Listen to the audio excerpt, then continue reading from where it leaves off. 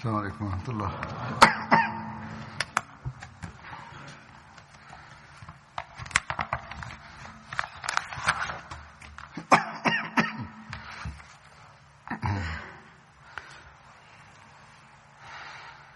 أشهد أن لا إله إلا الله وحده لا شريك له وأشهد أن محمدا عبده ورسوله أما بعد فأعوذ بالله من الشيطان الرجيم بسم الله الرحمن الرحيم الحمد لله رب العالمين الرحمن الرحيم مالك يوم الدين إياك نعبد وإياك نستعين اهدنا الصراط المستقيم صراط الذين أنعمت عليهم غير المغضوب عليهم ولا الضالين. Riwayat sahabat Badar yang akan saya sampaikan pada hari ini bernama Hadrat Muhammad bin Maslamah Ansari.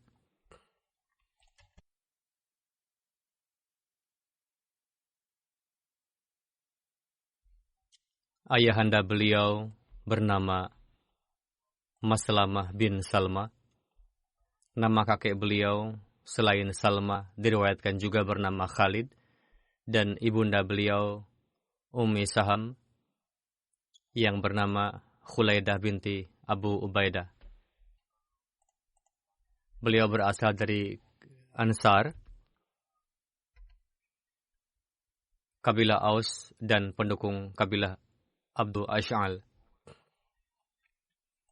Beliau dipanggil Abu Abdullah atau Abdurrahman, dan dalam riwayat lain Abu Sa'id.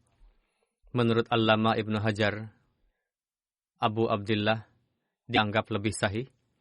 Satu pendapat mengatakan bahwa beliau lahir 22 tahun sebelum pengutusan Rasulullah dan termasuk ke dalam orang-orang yang memiliki nama Muhammad pada masa jahiliyah.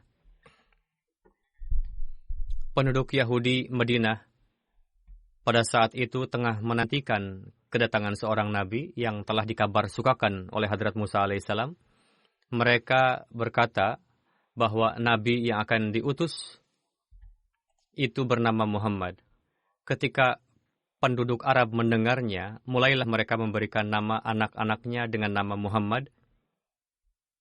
Dalam kitab-kitab yang membahas berkenaan dengan sirat Nabi, orang-orang yang diberi nama Muhammad pada zaman itu dilandasi niat untuk menarik keberkatan, dan jumlahnya menurut riwayat mulai dari 3 sampai 15. Allamah Suhaili, pensyarah sirat Ibnu Hisham, menulis 3 orang yang bernama Muhammad, sedangkan Allamah Ibnu Asir menulis 5 nama. Adapun Abdul Wahab Syarani menulis 15 nama.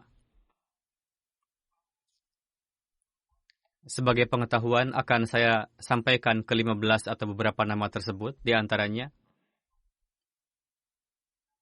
Muhammad bin Sufyan, Muhammad bin Auhaiha, Muhammad bin Hamran, Muhammad bin Khuzai, Muhammad bin Addi, Muhammad bin Usama, Muhammad bin Bara, Muhammad bin Harith, Muhammad bin Hirmaz, Muhammad bin Kholi, Muhammad bin Yahmad, Muhammad bin Yazid, Muhammad bin Usaidi, Muhammad Fuqaimi, dan Hadrat Muhammad Maslamah.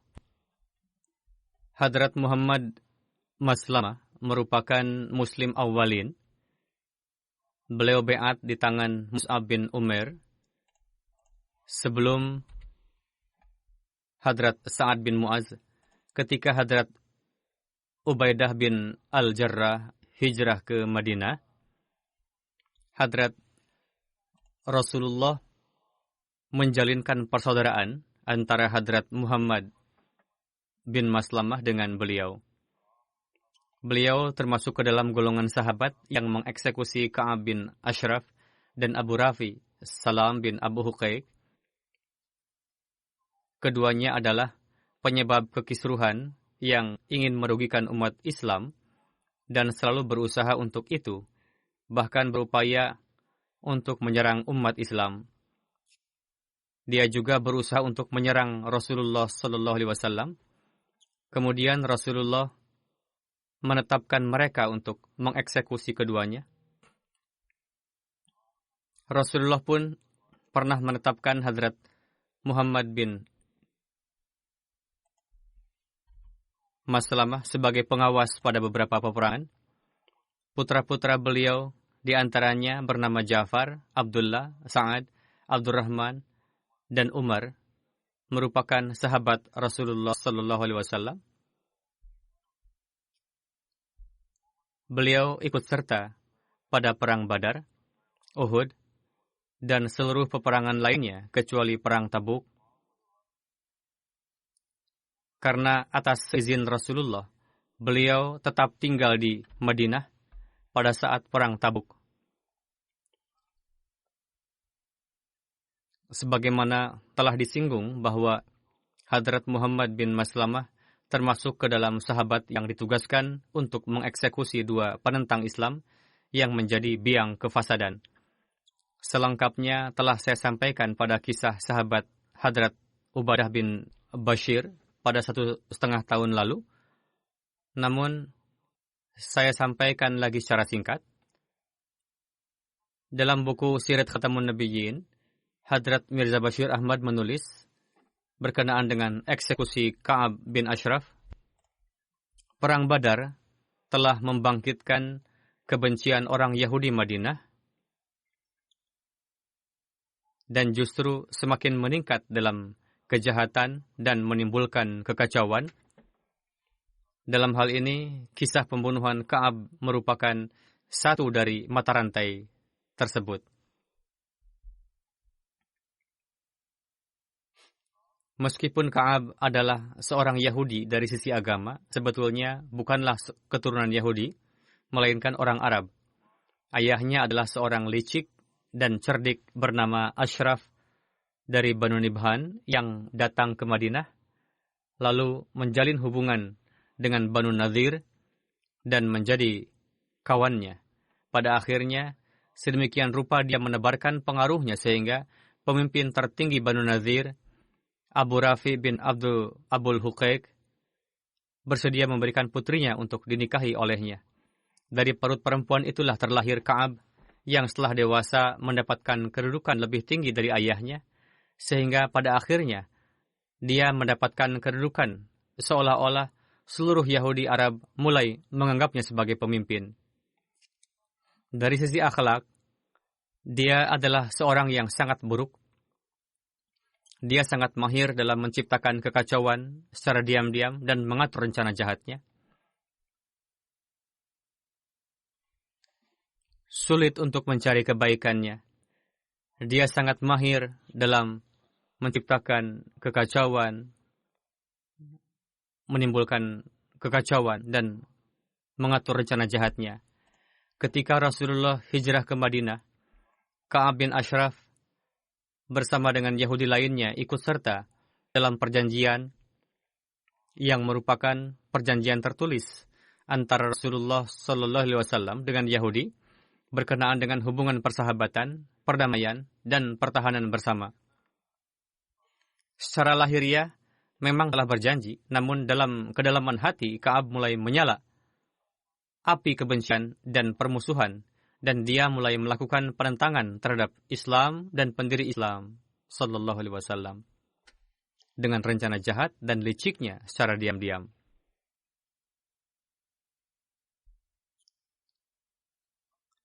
Corak penentangan Ka'ab semakin lebih berbahaya lagi Sehingga pasca Perang Badar, dia menempuh cara-cara yang sangat jahat dan menebar kekacauan yang sebagai akibatnya menimbulkan kondisi yang sangat membahayakan bagi umat Muslim. Namun ketika pada Perang Badar, umat Muslim mendapatkan kemenangan yang mana di luar dugaan mereka, dan banyak pembesar Quraisy terbunuh, maka dia faham bahwa sekarang agama baru ini, yakni Islam, tampak tidak akan hilang begitu saja. Namun ketika melihat kemajuan Islam, melihat hasil dari Perang Badar, dia menyadari bahwa tidak akan mudah sirna begitu saja Islam ini. Untuk itu, pasca Perang Badar, dia kerahkan segenap kekuatan untuk menghapuskan dan menghancurkan Islam. Ketika mendapatkan info kebenaran kabar tersebut, dan Ka'ab sudah yakin memang benar Perang Badar ini telah membuat Islam semakin tangguh, yang tidak terbayangkan olehnya sedikit pun, maka ia diliputi kemarahan besar.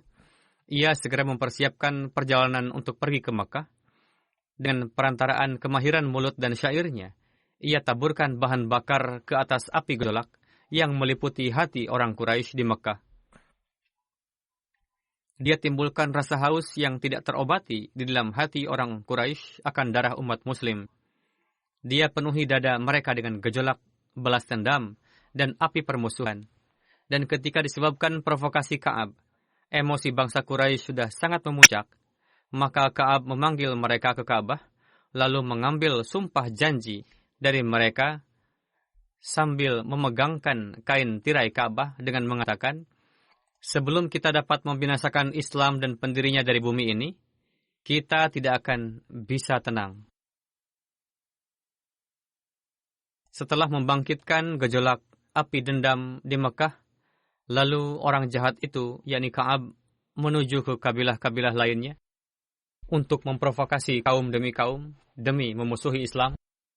Kemudian, ketika dia telah kembali ke Madinah, dia ungkapkan syair provokatif yang sangat kotor dan dengan cara yang jahat berkenaan dengan wanita Muslim, sampai-sampai dia tidak segan-segan menjadikan para wanita keluarga Rasul sebagai sasaran dalam syairnya yang kotor itu.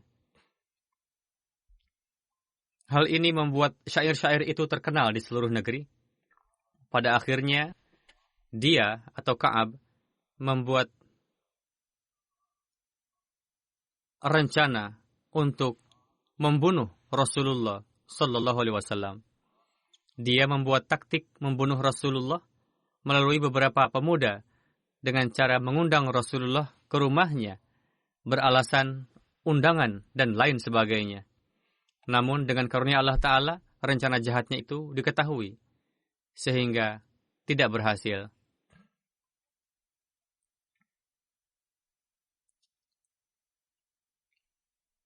Ketika sudah sekian banyak pelanggaran yang dilakukan Ka'ab, yakni melanggar perjanjian, pemberontakan, menyulut peperangan, menimbulkan kekacauan, kejahatan, dan pembunuhan berencana, serta buktinya sudah sangat jelas, maka dari sisi perjanjian umum itu, yang mana Rasulullah Sallallahu Alaihi Wasallam sebagai kepala pemerintahan Madinah dan ketua tertinggi, yaitu dalam perjanjian yang dibuat antara Rasulullah dengan penduduk Madinah pasca hijrah, beliau memutuskan bahwa Ka'ab wajib dibunuh disebabkan ulahnya ini.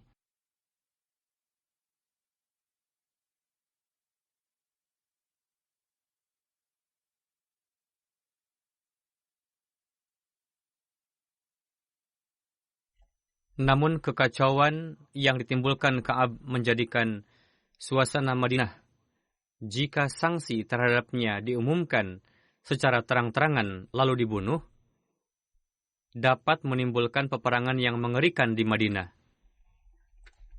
Berapa banyak darah yang akan mengalir karena itu?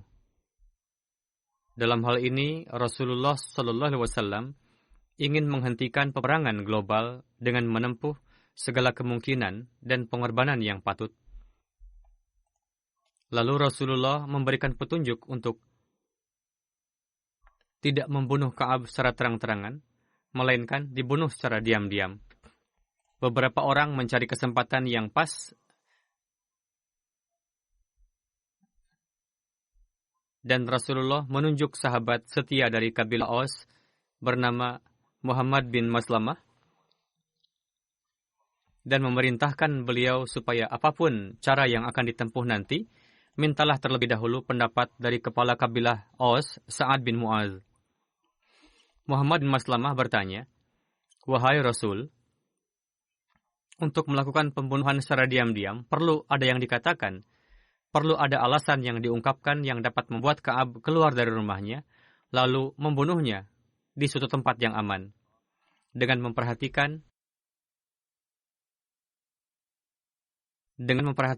dampak luar biasa yang dapat timbul jika tidak menempuh hukuman secara yang diam-diam, beliau bersabda, baiklah. Selanjutnya, atas saran Sa'ad bin Mu'adz, Muhammad bin Maslamah membawa serta Abu Nailah dan beberapa sahabat lainnya, lalu berangkat ke rumah Ka'ab. Mereka memanggil Ka'ab keluar dan mengatakan bahwa ketua kami, Rasulullah Sallallahu Alaihi Wasallam, meminta sedekah dari kami. Kami sedang kesempitan. Apakah kamu dapat menolong kami untuk memberikan pinjaman? Mendengar hal ini, Ka'ab kegirangan dan berkata, demi Tuhan, tidak lama lagi kalian akan merasa bosan dengan orang itu, yakni Rasulullah. Lalu kalian meninggalkannya. Lalu Muhammad bin Maslamah menjawab, kami telah memilih untuk mengikuti Muhammad Sallallahu Alaihi Wasallam. Sekarang kami tengah melihat bagaimana akhir dari gerakan ini. Namun, kamu jawab dulu, maukah kamu pinjamkan hutang? Ka'ab mengatakan, baik, namun harus ada jaminannya. Muhammad bertanya, apa itu? Si licik itu mengatakan, jaminkanlah para wanita kalian. Sambil menahan emosi, Muhammad mengatakan, bagaimana bisa kami menjaminkan kepada pria seperti kamu? Kamu tidak bisa dipercaya. Ka'ab berkata, kalau begitu anak laki-laki. Muhammad mengatakan, tidak mungkin juga kami jaminkan anak kami padamu. Kami tidak dapat menanggung celaan dan kecaman semua orang Arab nantinya. Kalau kamu mau, kami bisa menjaminkan senjata kami padamu. Ka'ab setuju. Muhammad bin Maslamah dan kawannya pulang setelah sebelumnya berjanji untuk datang pada malam hari. Ketika malam, grup tersebut membawa persenjataan karena saat itu dapat membawa senjata serta lalu sampai di rumah Ka'ab. Lalu membuat Ka'ab keluar dan sambil berbicara mengajaknya terus ke suatu tempat sambil berjalan. Muhammad bin Maslamah atau satu kawan lainnya dengan alasan kepala Ka'ab dipegang, lalu rambutnya dikuasai dengan kuat, kemudian memerintahkan satu kawannya untuk membunuhnya, dan seorang sahabat yang sebelumnya sudah siap mencabut pedang lalu membunuhnya. Ka'ab terjatuh dan terbunuh. Kemudian Muhammad bin Maslamah dan kawan-kawannya kembali dan menghadap Rasulullah serta mengabarkan telah dibunuhnya Ka'ab. Ketika kabar terbunuhnya Ka'ab menyebar ke seluruh kota, orang-orang Yahudi sangat marah. Lalu pada keesokan harinya, perwakilan Yahudi datang menyumpai Rasulullah pada pagi hari untuk menyampaikan protes bahwa pemimpin kami Ka'ab bin Ashraf telah dibunuh seperti itu.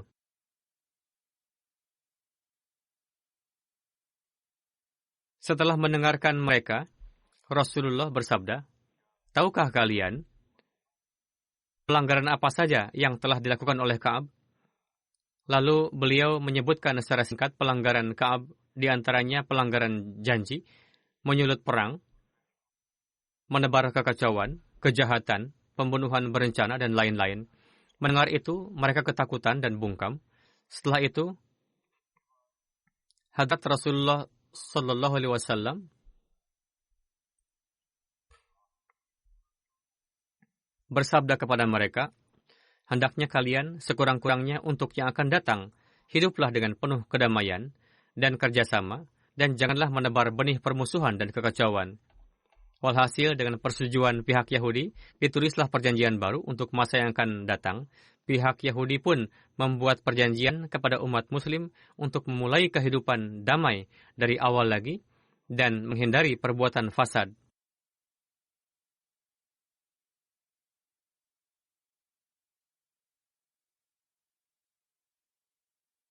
Jika seandainya Ka'ab tidak melakukan pelanggaran, maka orang Yahudi tidak akan lantas dengan mudahnya membuat perjanjian baru dengan umat Islam dan tidak akan bungkam atas pembunuhan Ka'ab. Alhasil, mereka menulis perjanjian baru bahwa di masa yang akan datang, kita akan hidup dengan rukun. Dimanapun tidak ada keterangan dalam sejarah bahwa setelah itu Yahudi mengungkit-ungkit pembunuhan Ka'ab, lalu menuduh umat Islam, karena hati mereka mengakui bahwa pada hakikatnya Ka'ab memang layak mendapatkan hukuman seperti itu. Beberapa sejarawan Barat menulis berbagai macam perihal terbunuhnya Ka'ab bin Ashraf. Mereka menzahirkan hal tersebut untuk menodai figur Rasulullah dengan melontarkan keberatan atas terbunuhnya Ka'ab.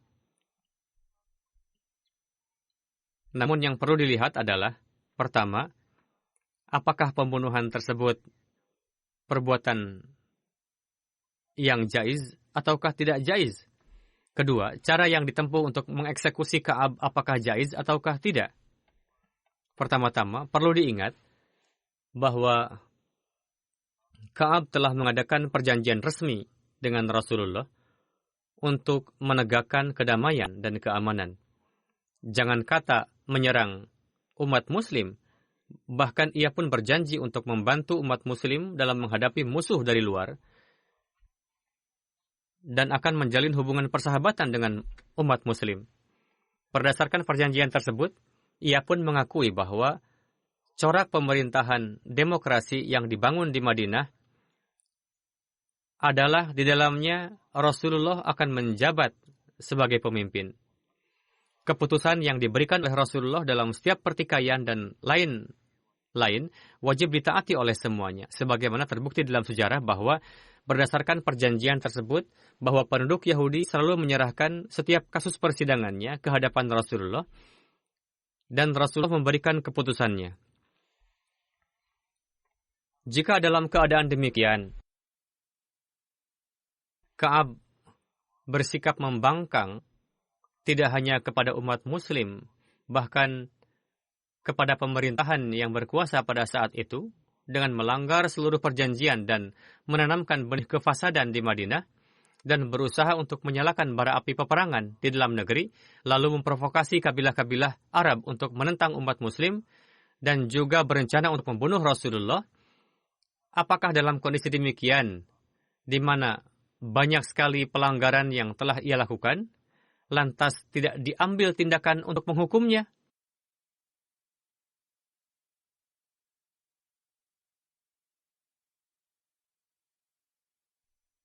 Apakah ada hukuman yang lebih ringan dari eksekusi mati yang dapat menghentikan kejahatan sang Yahudi pembuat onar ini? Apakah pada zaman ini di negara-negara yang mengaku berperadaban, jika ada yang memberontak, melanggar perjanjian, provokasi perang, dan rencana pembunuhan, lantas tidak dihukum dengan hukuman mati? Hadrat Mirza Bashir Ahmad menulis,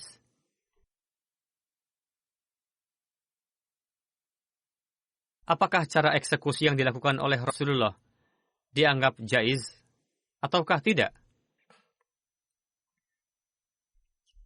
Yakni cara pembunuhannya bagaimana? Apakah legal atau tidak? Berkenaan dengannya, perlu diingat bahwa pada masa itu tidak ada pemerintahan seperti halnya saat ini di Arab. Bahkan setiap orang atau kabilah bebas dan memiliki wewenang. Dalam kondisi demikian, pengadilan mana yang dapat menyidang Ka'ab untuk selanjutnya menjatuhkan hukuman mati? Apakah harus diadukan kepada Yahudi yang notabene Ka'ab merupakan pimpinan mereka, yang mana telah melakukan pemberontakan kepada umat muslim dan hari demi hari terus menebar kekisruhan? Apakah lantas diadukan kepada pengadilan Makkah yang notabene mereka sendiri haus akan darah umat muslim? Atau apakah diadukan kepada kabilah Banu Sulaim dan Ghatfan yang notabene beberapa bulan yang lalu telah bersiap-siap untuk menyerang Madinah secara diam-diam pada malam hari? Hadrat Mirza Bashir Ahmad menulis, coba fikirkan, selain cara tersebut, cara apa lagi yang harus ditempuh oleh umat muslim ketika keamanan hidupnya dan negara terancam disebabkan oleh provokasi perang yang dilakukan oleh seseorang dan menyulut amarah publik, menyebarkan keonaran dan rencana pembunuhan, maka dengan tujuan untuk melindungi diri dan mendapatkan kesempatan mengeksekusi mati orang tersebut, karena langkah tersebut adalah yang terbaik, yakni dengan terbunuhnya seorang penjahat ulung dan penyebar keonaran. Alih-alih nyawa penduduk kota terancam bahaya, begitu juga keamanan negeri. Perlu diingat juga bahwa berdasarkan perjanjian yang terjadi di antara Muslim dan Yahudi pasca hijrah, Rasulullah bukanlah seorang penduduk biasa-biasa, melainkan beliau ditetapkan sebagai kepala pemerintahan demokrasi yang berdiri di Madinah pada saat itu. Rasul diberikan wewenang untuk memberikan keputusan yang sesuai atas segala perselisihan dan urusan politik negeri.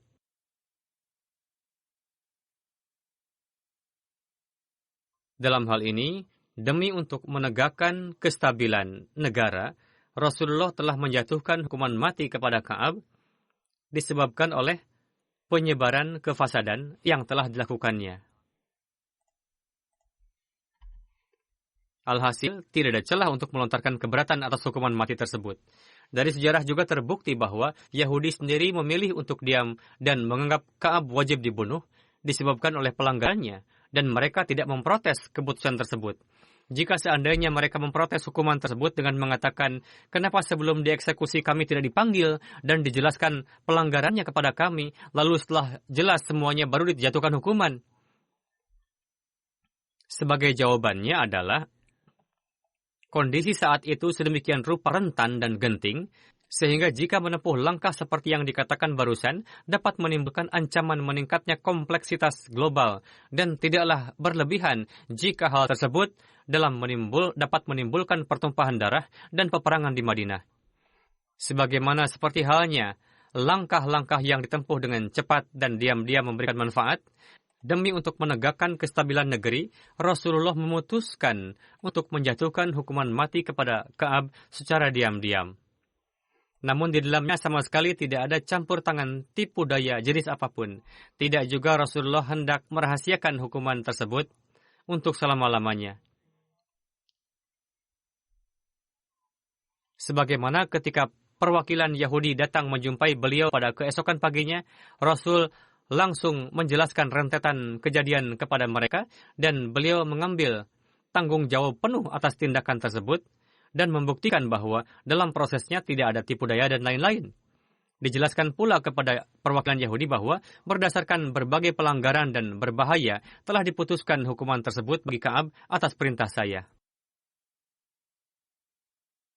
Selebihnya,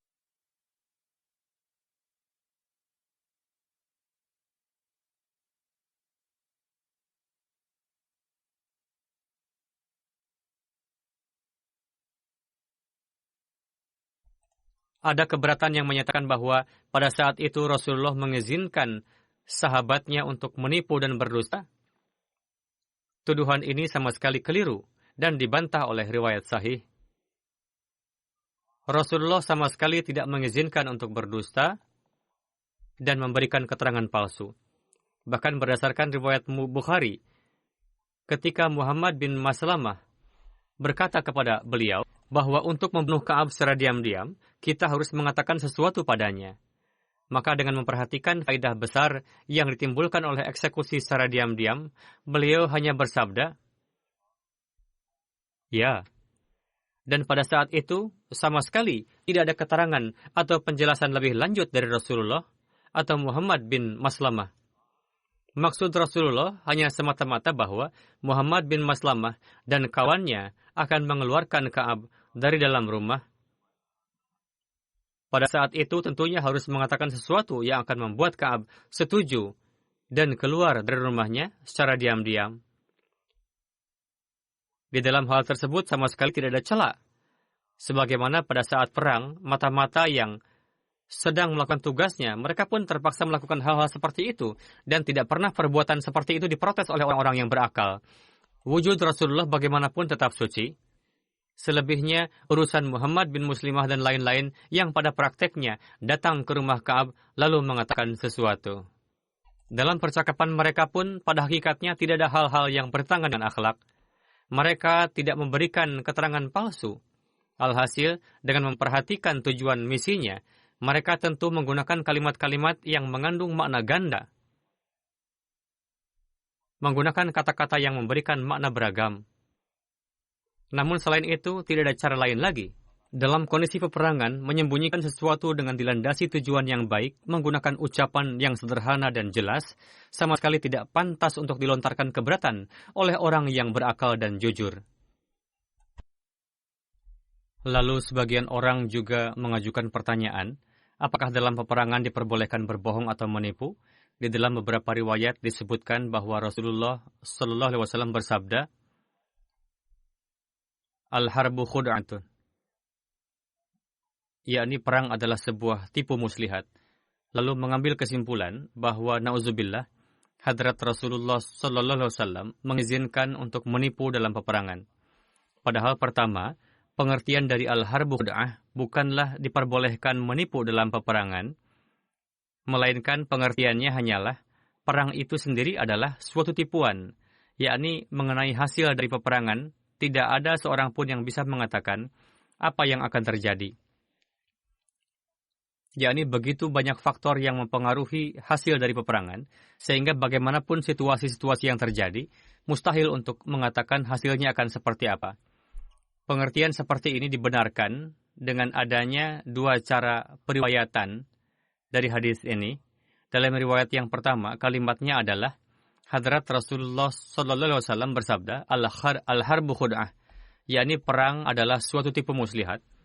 Dan dalam riwayat yang kedua dikatakan, Sammal harba khud'ah, yakni Hadrat Rasulullah menamakan perang sebagai tipu muslihat. Sammal harba khud'ah. Dan dengan menggabungkan kedua riwayat ini, dapat diambil kesimpulan bahwa bukanlah kehendak Rasulullah memperbolehkan tipuan dalam peperangan, melainkan perang itu sendiri adalah suatu yang menipu. Namun jika harus diambil pengertian bahwa tipuan diperbolehkan dalam peperangan, maka tentunya maksudnya adalah strategi dan siasat perang. Maksudnya sama sekali bukanlah kebohongan dan tipuan, karena di tempat ini, pengertian dari khud'ah adalah taktik dan strategi perang, bukan kebohongan dan tipuan. Jadi, maksudnya adalah di dalam peperangan membuat musuh lengah sehingga kemudian dapat menguasainya atau mengalahkannya. Hal ini tidaklah dilarang.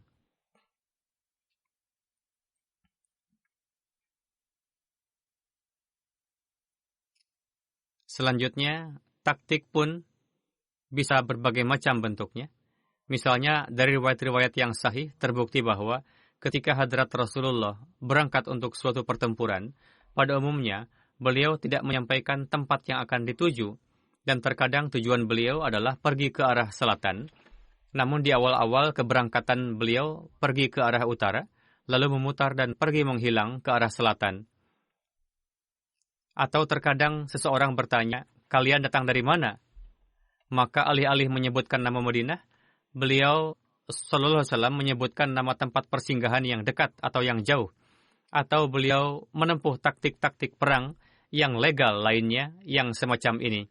Atau sebagaimana diisyarahkan dalam Al-Quran, para sahabat terkadang untuk membuat musuh lengah, mereka mundur dari medan peperangan, dan ketika musuh menjadi lalai dan barisan mereka menjadi kacau, maka mereka menyerang secara tiba-tiba, dan semua cara-cara ini adalah khud'ah yang diperbolehkan dalam situasi peperangan. Dan sampai sekarang pun itu dianggap legal. Namun berkata bohong dan berkhianat, Islam sangat melarang keras hal tersebut. Hadrat Rasulullah Sallallahu Alaihi Wasallam biasa bersabda, dalam Islam, dosa yang paling besar yang ketiga setelah menyekutukan Allah Ta'ala dan durhaka terhadap orang tua adalah berkata bohong. Rasul bersabda, keimanan dan kepengecutan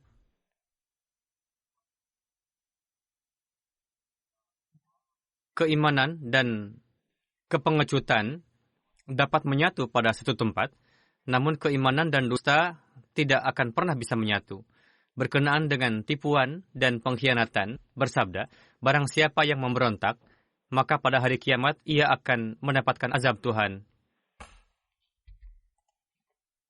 Jika dalam perang diizinkan khud'ah yang seperti ini, maksudnya bukanlah tipuan dan kedustaan yang hakiki, melainkan maksudnya adalah taktik perang yang digunakan sebagai senjata untuk membuat musuh lengah sehingga dapat mengalahkannya. Dalam beberapa corak, secara zahir dianggap sebagai dusta atau tipuan, namun pada hakikatnya bukanlah kedustaan, sebagaimana pada hadis berikut ini, yang menurut hemat Hadrat Mirza Bashir Ahmad mendukung hal tersebut, yakni berbunyi, Ummi Kulsum binti Utbah meriwayatkan, saya mendengar Rasulullah mengizinkan perkara-perkara seperti ini hanya pada 3 kesempatan, yang pada hakikatnya bukanlah kebohongan, namun orang awam bisa dengan keliru menganggapnya sebagai kebohongan. Yang pertama, pada saat perang. Yang kedua, pada saat mendamaikan orang-orang yang bertengkar. Dan yang ketiga, ketika suami mengatakan kepada istrinya atau istri mengatakan kepada suaminya, hal yang di dalamnya bertujuan untuk saling menyenangkan satu sama lain. Dalam setiap coraknya harus ada niat baik atau bertujuan baik. Hadis ini tidaklah meninggalkan celah keraguan dalam hal ini, bahwa khud'ah yang seperti ini diizinkan dalam perang. Bukanlah maksudnya kedustaan dan penipuan, melainkan yang dimaksud adalah perkara-perkara yang terkadang harus ditempuh sebagai strategi perang, dan yang dalam setiap bangsa atau agama dianggap sebagai jaiz atau legal. Setelah menyampaikan peristiwa Ka'ab bin Ashraf, Ibnu Hisham mengutip riwayat ini bahwa setelah terbunuhnya Ka'ab, Hadrat Rasulullah memerintahkan kepada para sahabat, bunuhlah orang Yahudi yang kamu kuasai. Oleh karena itu, seorang sahabat yang bernama Mahisyah menyerang seorang Yahudi dan membunuhnya. Abu Dawud mengutip riwayat ini, dan sumber dari kedua riwayat tersebut adalah Ibnu Ishaq. Hadrat Mirza Bashir Ahmad menulis bahwa dari sisi ilmu riwayat ini lemah dan tidak layak dipercaya. Hadrat Rasulullah sama sekali tidak pernah mengatakan ini, karena Ibnu Hisham menuliskannya tanpa suatu sanad. Yakni sanadnya pun tidak ada. Dan sanad yang diberikan oleh Abu Dawud adalah lemah dan cacat. Dalam sanad ini, Ibnu Ishaq meriwayatkan, saya mendengar peristiwa ini dari seorang budak yang telah merdeka milik Zaid bin Thabit. Dan budak yang namanya tidak dikenal ini tidak diketahui siapa, namanya pun tidak diketahui. Ia mendengar dari seorang anak perempuan, Mahisyah, yang namanya tidak dikenal. Kisah itu pun disampaikan oleh seorang perempuan yang namanya tidak diketahui. Di dalam riwayat manapun tidak diketahui dia siapa, dan anak perempuan ini mendengar dari ayahnya. Sekarang setiap orang bisa memahami riwayat semacam ini, yang nama kedua perawinya sama sekali tidak dikenal. Nama-nama mereka pun tidak diketahui dan majhulul hal. Sama sekali tidak layak untuk diterima. Dan jika ditinjau dari segi dirayat pun, kisah ini terbukti tidaklah benar. Karena cara-cara yang biasa ditempuh oleh Hadrat Rasulullah pun secara meyakinkan menyatakan ketidakbenaran bahwa beliau telah memberikan perintah umum yang seperti ini. Selain itu, jika ada suatu perintah yang bersifat umum, maka tentunya hasilnya akan terjadi beberapa pembunuhan. Namun di dalam riwayat hanya disebutkan satu pembunuhan, yang mana ini membuktikan bahwa ini bukanlah suatu perintah umum. Kemudian, ketika terbukti dari riwayat-riwayat yang sahih bahwa keesokan harinya pun dilakukan perjanjian yang baru dengan orang Yahudi, maka dalam corak ini sama sekali tidak bisa diterima bahwa di tengah adanya perjanjian tersebut, perintah semacam ini diberikan. Dan jika kejadian semacam ini terjadi, pasti orang-orang Yahudi akan mengeluh dan membuat kegaduhan. Namun tidak nampak dari suatu riwayat sejarah pun bahwa ada pengaduan dari pihak orang-orang Yahudi yang semacam ini. Pendek kata, dari segi riwayat maupun dirayat, kisah ini terbukti tidak benar. Dan jika ada suatu hakikat yang bisa difahami di dalamnya, maka hanya sebatas bahwa ketika terjadi suatu kegaduhan di Madinah, setelah dibunuhnya Ka'ab bin Ashraf dan orang-orang Yahudi menjadi marah, maka Hadrat Rasulullah dengan menyadari bahaya dari pihak orang-orang Yahudi bersabda kepada para sahabat, ini hanyalah sebuah kemungkinan. Tidak ada bukti yang meyakinkan mengenainya bahwa jika ada bahaya dari pihak orang-orang Yahudi terhadap kalian dan mereka menyerang kalian, maka kalian bisa membunuh mereka untuk membela diri. Namun nampaknya kondisi ini hanyalah berlangsung selama beberapa jam saja. Jika kemungkinan ini yang diambil, maka kemungkinan terjadinya ini hanyalah beberapa jam saja, karena setelah itu terjadi perjanjian dan keesokan harinya pun setelah perjanjian diperbarui, kemudian tercipta situasi yang damai. Selanjutnya, beliau menulis bahwa terdapat cukup banyak perbedaan pendapat mengenai tanggal dibunuhnya Ka'ab bin Ashraf. Ibnu Sa'ad mengatakan ini terjadi pada bulan Rabiul Awal 3 Hijriah. Namun Ibnu Hisham menyatakan kejadian ini terjadi setelah Sariyah Zaid bin Harithah yang secara umum disepakati terjadi pada bulan Jumadil Akhir. Beliau menulis, saya dalam hal ini lebih cenderung kepada urutan yang disampaikan oleh Ibnu Hisham. Riwayat sahabat ini masih ada 1-2 peristiwa lagi. Insya Allah akan saya sampaikan pada kesempatan yang akan datang.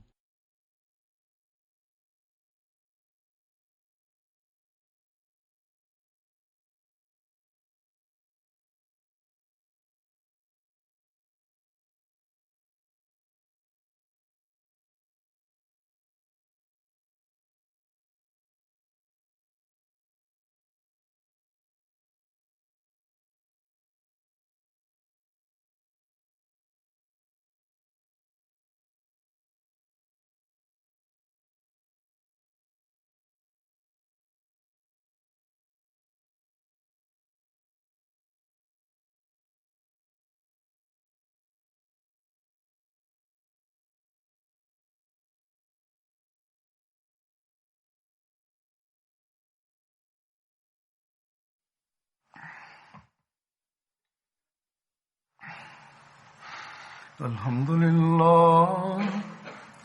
لله نحمده ونستعينه ونستغفره ونؤمن به ونتوكل عليه ونعوذ بالله من شرور أنفسنا ومن سيئات أعمالنا من يهده الله فلا مضل له ومن يضلل فلا هادي له ونشهد أن لا إله إلا الله ونشهد أن محمدا عبده ورسوله عباد الله رحمكم الله إن الله يأمر بالعدل والإحسان وإيتاء ذي القربى وينهى عن الفحشاء والمنكر والبغي يعظكم لعلكم تذكرون اذكروا الله يذكركم وادعوه يستجب لكم ولذكر الله أكبر